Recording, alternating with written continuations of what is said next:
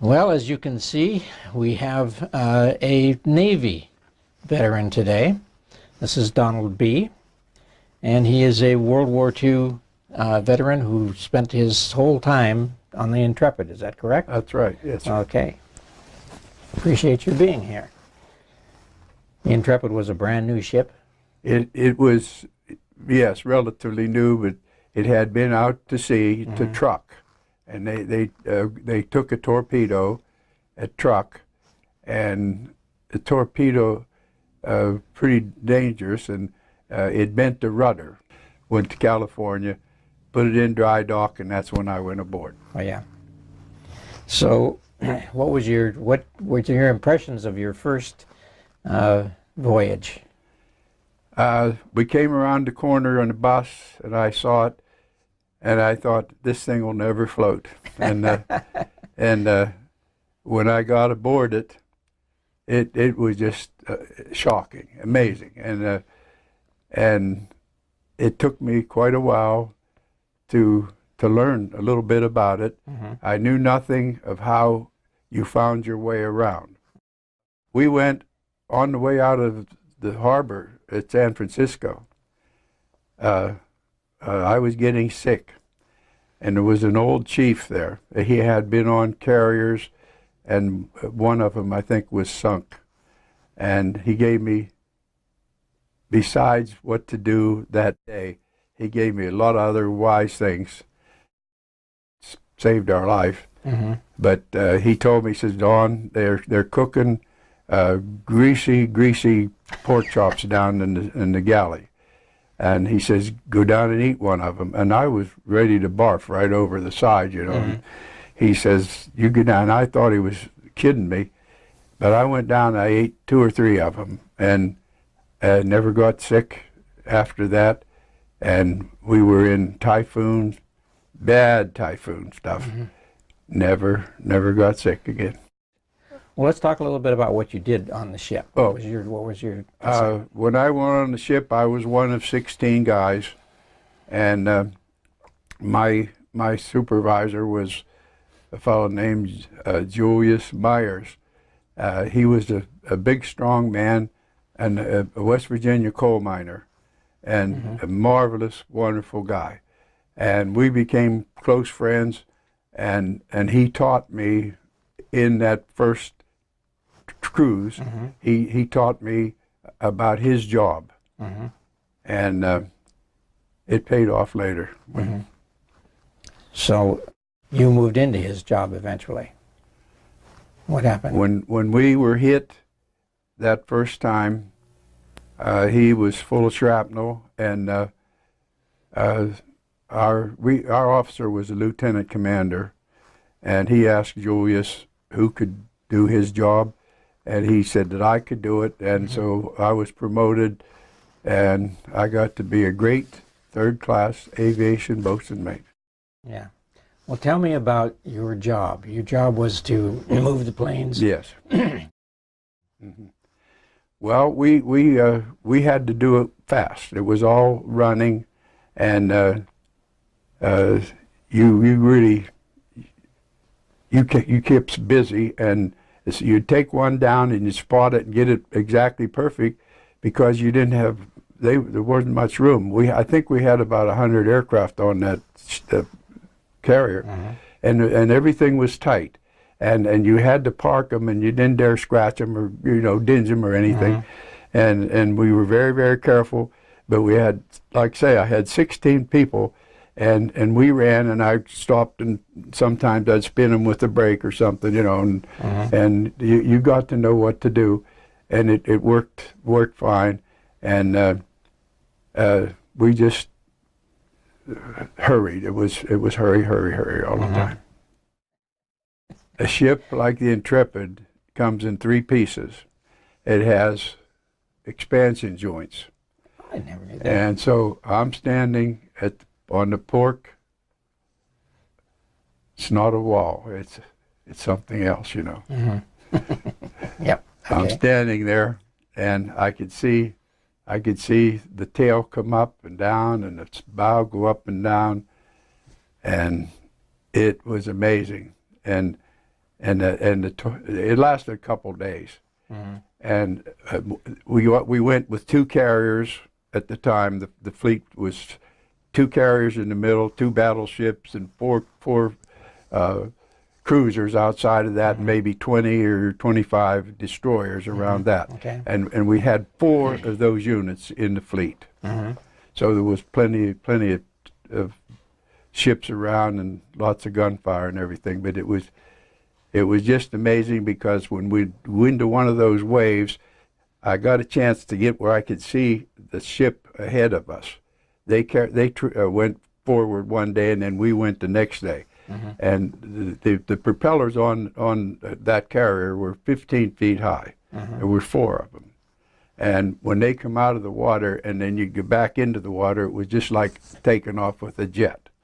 And you could see it on that other ship. And if you don't believe in the Lord, you believe in the Lord when you go through that. And kamakazes are scary, but that is more scary.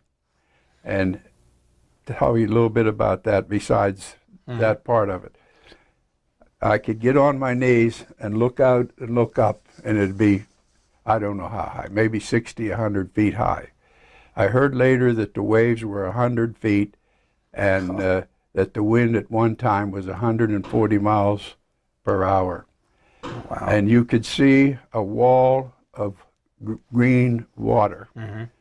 And you thought, uh-oh. And then the next time, and you'd look, and you'd be looking at a green valley. And you can't imagine, how does that ship stay afloat? And that's why you love them. Yeah. When they bring you home. Yeah, I never heard that the ship was flexible like that. Yeah. That's pretty amazing. Now tell me about life on the ship. Just ordinary life. It was lots of fun sometimes. You never got over, we were in it so much of the time that you never got over the idea that you were going to go home. I mean, you felt all the while that you would never get home. And I never told her about that, but that's the way you felt. And you lived, and when we went back at different times that we were damaged, you took life gladly, and you appreciated life. I wasn't a drinker, and I never was a drinker, and I didn't need pumped up some way like that. But it was lonesome sometimes. But when we got into Pearl Harbor, I had relatives there, and they took. I had Pat and another buddy, and the 3 of us went there anytime we went, and they accepted us like we were their children. Sometimes you'd get somebody that didn't like you didn't like them, and you'd have a fist fight. Yeah. But we had a boxing square on the ship, and they called it a happy hour. You'd either go and fight it out and get it over with, and lots of times you did, and then you liked the guy and you was okay. But it was mostly, when you had any time, it was fun. Your buddies, you talked with your buddies, and there were some clowns in the group, and it was all right. It was okay. So you didn't like GQ at night? What? Didn't like GQ at night, and we had it sometimes. Yeah. Because they'd send out that Charlie, with that aircraft engine that was out of time, and you always heard of aircraft Charlie. But we did have some of them that came out after us, and you're sleeping, and all of a sudden that thing's come off, and you've got to get to your duty station, and you grab whatever you can. You grab your shoes and no socks, and just grab your shoes and your clothes and start running, and you get up on the hangar deck to where you belong, and then you try to put your clothes on, and your pants and shirt and everything, and when you were actually in battle, they had if you can imagine, asbestos face cloths. Put them over your head and that.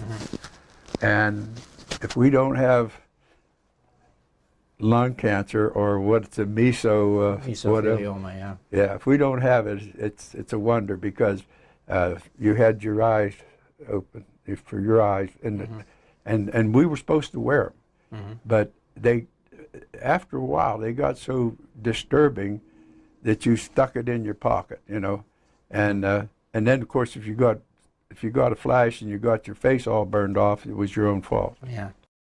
What battles were you in? Like I say, we were in many of them.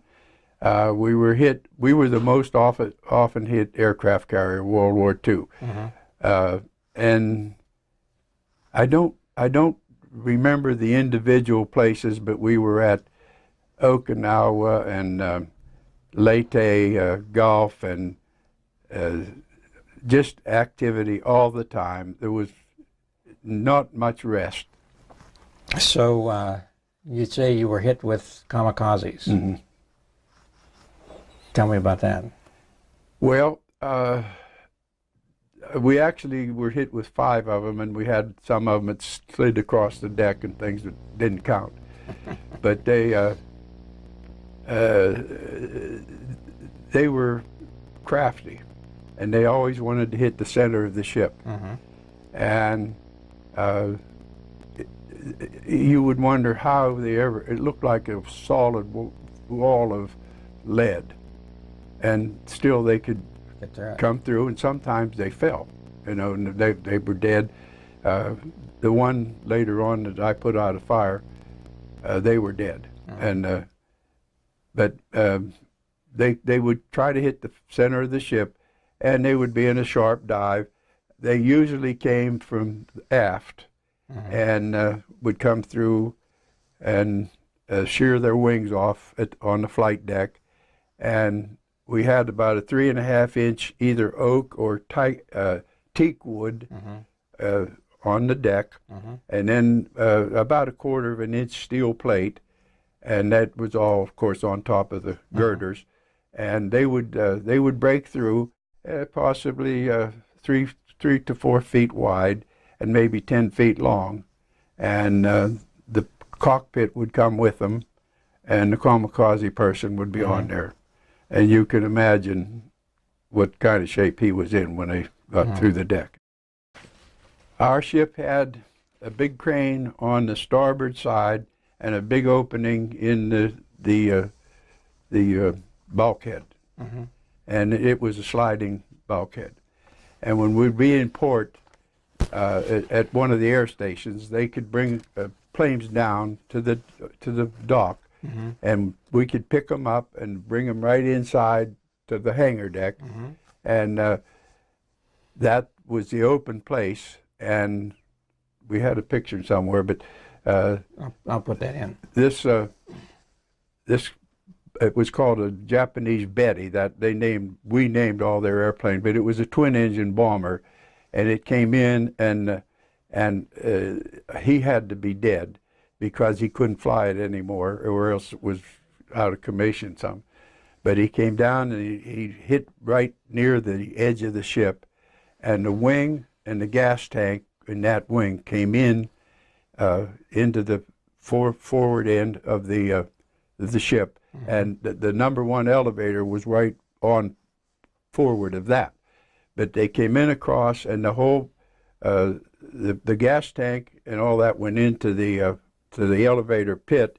And my buddy and I were over on the port side, and we heard it coming, the small guns going off. So we went in, and there was a place with a plane door.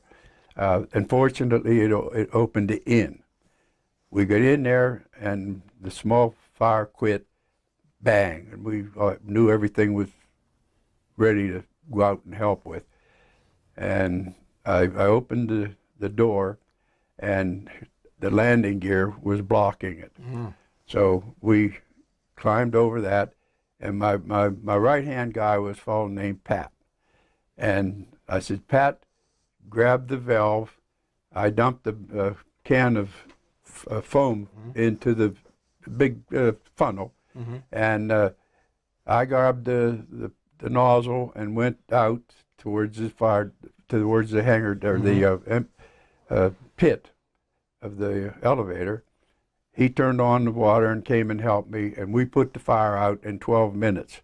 Wow. Now in the elevator pit, they've had all our wood stacked in there, and we had a lot of wood because they used it for bracing certain times if you had damage, and they needed it, but it was all bundled, so that the elevator could work, and that wood got a fire, and it was bad fire, and going clean up through the flight deck, there was one of my friends told me that he could see flames coming up around the fighter planes that were up on the flight deck, and they were ready to go, and it was pretty dangerous. And he says, "Oh, here we go again." That was what was in his heart, and he said that all of us pretty quickly the fire was put out, and we got the fire out, and So just the two of you got it out. the two of us got it out, and by then I'm angry,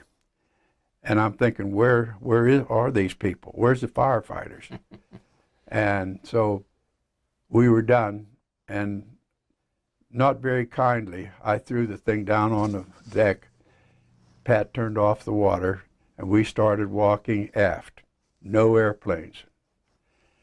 There had been little chunks of burning stuff all over the deck, back as far as you could see, and then it got black, and you couldn't see anything back there. Eventually, it started to clear out, and we walked back, and they told us it was 12 minutes. It seemed like an hour and a half to us, but we met these guys coming, and they didn't say anything, we didn't say anything, but I was angry at them because I'm wondering, where are you? And it's the way things happen. Yeah. Where we were bunked, it could be boiling hot in there, and they didn't know about air conditioner. Sometimes I'd take a blanket and go up and lay down on the flight deck and just lay on the wood and sleep all night. But I went up and I was walking along the catwalk, and they're only so wide, a couple feet wide, and the railing is not too high, and I always thought they should have had them higher, balance-wise, But anyways, I'm standing there, and you're lonesome, and we were married by then, and I'm thinking, boy, this is not much fun. And I saw this white foam coming towards us, and I knew it was a torpedo. And it had to be on a little old chunky airplane, and they didn't even catch it on the screen or anything. And that thing hit us right below where I was standing, and they had 3 inches of steel there, and it bent the steel. The whole ship went out like that, and you're talking at that time probably close to 40,000 tons. Yeah. It jolted me, and it was a dud. Wow. It was a dud, and it almost, I almost went over from it, but I did catch a chain. On one occasion, we had some airplanes that they were repairing, and they were on hangar deck, and we were hit, and several of them were set afire. And water sprayers would come on, and somebody would turn them on, and you'd have maybe 2-3 inches of water floating around on the hangar deck. And the airplane's on fire, and it melts, and the little blobs of aluminum would fall on that water, and they would make circles about as big as a silver dollar, and they would be perfectly flat on the bottom and perfectly domed on the top. And you couldn't have manufactured one any more perfect. And there would be hundreds of them. I wish I'd have grabbed a couple handful of them, threw them in my sea bag. Didn't do it. We were taking a F-4U fighter aft, and we're going aft, and he's coming forward. He missed us by about 15 feet coming through. We were going the right way. He hit the deck. The bomb went forward a couple 100 feet or so and exploded, but we're going back that way. The plane come through, and I motioned everybody. I had the pilot get out and run, brakeman through the chocks in the wheels, and everybody. That old chief told us, one for the ship and one for you. You hear the guns, the different ones, and the little ones you hit the deck. And if you don't, you're dead. All my guys knew that. I told them none of us was killed. But we're doing this, and I'm a little late because I wanted to see it. Everything was like it was supposed to be. And there was a phone booth there. And the bottom where you stepped in them, they were curved. The opening was curved, but they made out of real thick steel, some of it 3 inches thick. And I thought, well, it's strong. I'm going to go. And then I turned and I started running for it, and the carpenter ran ahead of me. He beat me by 2 steps. And I ripped off, you unhook your chin strap because a concussion will maybe tear your head off. And so he went into that phone booth, and I went spread-eagled outside of it, and a big chunk of metal about as big as your fist went right through there and right through his chest. Oh, my goodness. And we had another incident exactly like it, except there was a young fighter pilot had brought in a plane the day before, and it was, hey, look, all this going on, excitement, you know. He's walking around and looking. We went by, and I screamed at him, hit the deck, hit the deck. He was all dressed up in his nice khakis and everything. We all hit the deck, and he didn't. A big chunk of metal. It must have been 4 feet long, and maybe more than a foot this way, but it was torn out of a big beam, one of the structural things that up in the flight deck, and took the guy's head off. And I gathered the head up and set it on his chest. We put him in one of those wire baskets, you know, that it's shaped like a body, you know. It has like legs in it, you know, and that's what they used on the ship. And they fit. You just fit them in there, and that was gruesome.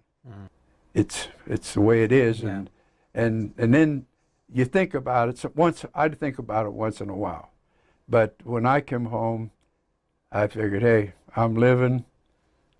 Have a nice wife. Yeah. And so. A nice wife. Yes. And life goes on, and we've been so fortunate, you know. Yeah. And you just, I'm very, very proud that I went to it, and I'm proud that I was able to do what I could do, but I wouldn't take $1 million to do it again. I can believe that. Now tell me about your getting married. When did you do that? I was home on the leave, and we were engaged, and I think my leaves were 15 days, and that counted the traveling and everything. And now so this was before you sailed, or no? This was when I come home from the first the first hit. Okay. And we talked about it, and we decided, well, we'll just get married. So in those days, you had to get physical, so that you didn't have some bad disease. And so the Reynolds Army camp was there, and we went down, went to the gate, told them, I'm sailor, you know, and can you give us a blood test? And they did. We got that, and there was a judge in town, Roland, I think his name, and called him, and he says, I'll bring home a certificate tonight. And they did. And so we got the preacher, and we was married in my dad and mom's house. So how old were you when you got married? I was 19, she was 17. And you're how old now? Years? I'm 87, 88 and 3/4. Yeah. So I don't forget that 3/4. So you're coming up on what, 70 years? Yep. When we get 70 years, we're supposed to go to the Intrepid, and they want us to have our revows, and admiral's going to, the ship's decommissioned, mind you, but they're going to get an admiral to come and give us the, what do you call it, refresh our vows. Renewal. Yes. Yeah. And you even have your uniforms. Yep, this is the one we got married in. Because it was in my dad and mom's house, and the preacher said, this happens pretty quick, but he says it might last a long time, and it has. Well, that's good. It's been 69 and a half, almost 70 years. So That's a good thing. Absolutely, yeah. So when did you get out? I got out towards the end of December, and I went to Sampson, New York, and I was discharged at Sampson, New York, and I'm thinking January 19th or something, 1946. So what have you done since? Well, I came home and I got a job. I worked at the car works. I said, before, when I was in high school, I worked there. Oh, yeah, okay. And then I got credit for when I was gone. And then I went in the insurance business, and I got to be district superintendent. And then I got promoted to Youngstown. They wanted me to take this job. I'd have been territorial manager east of the Mississippi. A good job. We had 2 kids, and I'd have gotten home 1 day a month. And I said, nothing doing. Not going to happen. Well, then they didn't like me. Yeah. And so then I got a job at the Chicago Bridge and Iron, and then I got to retire when I was 57 years old. One thing I learned, war is not fun. Yeah. But you can get over it, and you can still do good for people in your life, and you know who's the boss. Yeah. And it's not any of us. There's somebody up above that's a boss. I really do appreciate you coming in. Thank you. Well, I appreciate coming. Thank you for your service, and Thank you. good job. Thank you.